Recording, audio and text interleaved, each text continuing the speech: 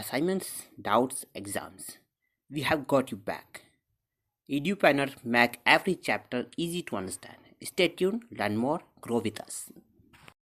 So this question wants us to use the Born-Haber cycle and a bunch of data in the appendix as well as given in the problem to find the lattice energy for CaOS. And now calcium oxide is formed by calcium solid plus 1/2 O2 gas to form CaO solid.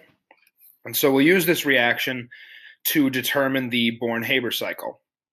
And so the first thing we can start with is Ca solid to Ca gas.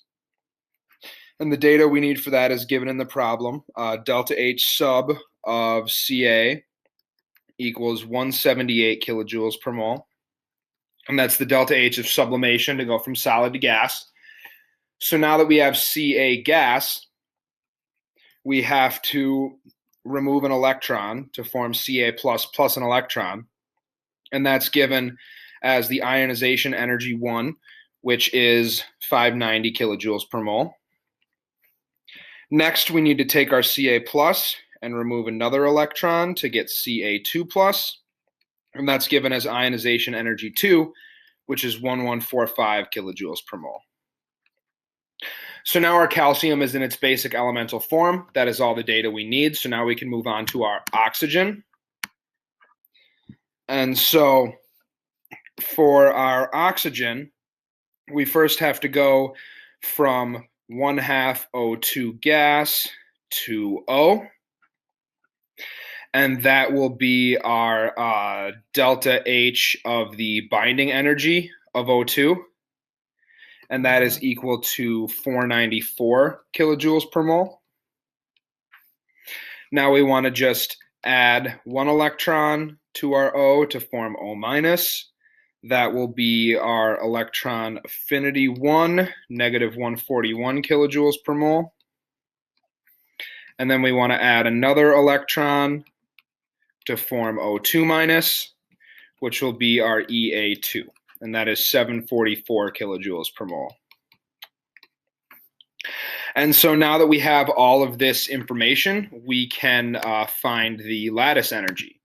And so I'll go to a new page and write out the entire formula. So we want the delta H of formation of CaO, and that equals the lattice energy plus delta H sublimation of Ca plus our ionization energy 1 and our ionization energy 2. Those are both for Ca.